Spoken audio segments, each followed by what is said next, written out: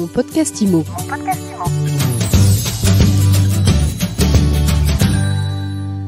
Bonjour et bienvenue dans ce nouvel épisode de Mon podcast IMO.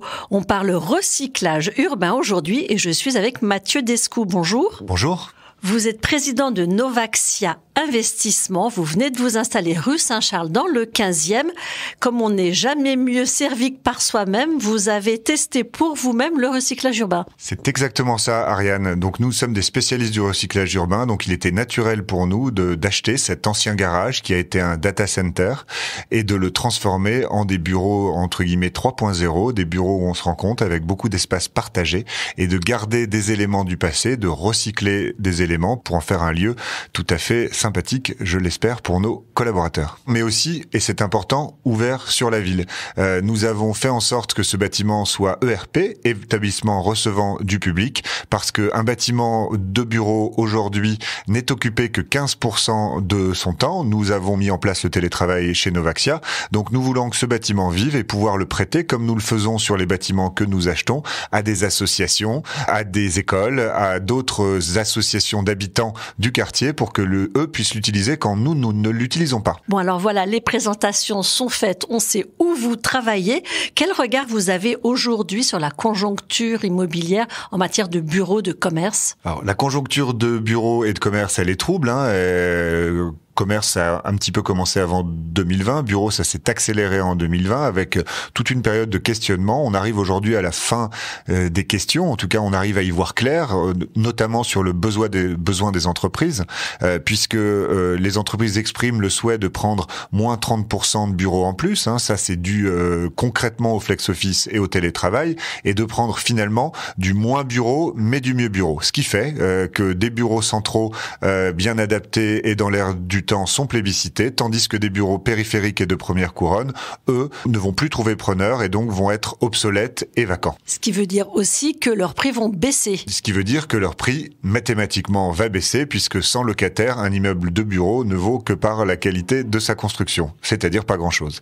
Vous l'estimez à combien cette baisse ? Alors, on l'estime, on a pu constater dès cette année qu'une baisse de prix de l'ordre de 10%, et si on regarde nos grands voisins anglo-saxons qui, eux, sont en avance, on va dire, sur ce travail de flex office, de télétravail, on se rend compte que les bureaux pourraient baisser jusqu'à 25%. Du coup, ça fait des opportunités d'achat, d'investissement pour vous. Qu'est-ce que ça change, cette analyse sur votre façon de faire et de voir l'avenir ? Alors, merci Ariane. Nous, ça tombe bien parce que justement, nous achetions des bureaux obsolètes et vacants pour les transformer et répondre aux besoins de la ville. C'est-à-dire pour les transformer en logements, en bâtiments d'innovation et de recherche qui sont aujourd'hui en pénurie absolue. Donc, ce que ça va créer concrètement, c'est que ça va nous créer plus d'opportunités, c'est-à-dire de pouvoir acheter des bureaux auxquels nous n'avions pas accès auparavant, de les acheter et ensuite de les recycler. Novaxia est une entreprise à mission, une entreprise à impact.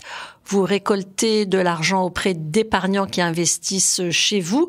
Comment est-ce que ça se traduit, votre engagement sociétal, dans votre façon de gérer les fonds ? Oui, c'est très important pour nous, le fait que l'entreprise soit société à mission. Moi, je suis président de Novaxia Investissement, la société de gestion, et tous nos fonds sont article 9, c'est-à-dire tous nos fonds sont des fonds à impact. Et quand on dit fonds à impact, on est également ISR et Finansol. Et Finansol, ça veut dire concrètement que 5% de l'argent que nous collectons est affecté dans des démarches solidaires avec zéro bénéfice. Donc ça veut dire, grosso modo, l'année dernière, nous avons collecté 600 millions d'euros, que potentiellement 30 millions d'euros par an sont investis dans des actions solidaires auprès, que ce soit d'organismes, d'associations caritatives ou même de grandes entreprises d'utilité publique dans le besoin. Nous avons réalisé un premier investissement au 43 rue Saint-Charles, juste à côté de notre siège, une ancienne résidence tourisme vacante que nous avons achetée et mise à disposition de l'AP-HP pour aider les soignants et le mal logement des soignants qui pourront louer un appartement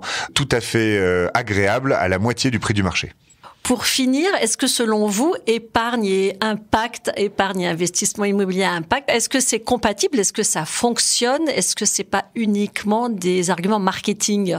Je pense que ça fonctionne très bien. Et la preuve en est, au dernier trimestre de l'année, 85% de la collecte de l'épargne institutionnelle et particulier a été orientée vers des fonds dits article 9 au sens de la SFDR, c'est-à-dire des fonds au plus haut niveau des labels ISR et Impact, comme les fonds de Novaxia Investissement par ailleurs. Finalement, vous êtes optimiste sur l'avenir du recyclage urbain? Je suis optimiste, évidemment, sur l'avenir du recyclage urbain, qui a un horizon de temps suffisamment long et suffisamment résilient et qui va pouvoir capter le marché actuel pour de la performance future satisfaisante. En 2022, nous avions collecté 600 millions d'euros et en 2023, nous souhaitons collecter le même montant à peu près. Merci beaucoup Mathieu Descoux. Je rappelle que vous êtes président de Novaxia Investissement. Merci beaucoup Ariane. Et je vous dis à très vite pour un nouvel épisode de Mon Podcast Immo. Mon Podcast Immo. Mon Podcast Immo.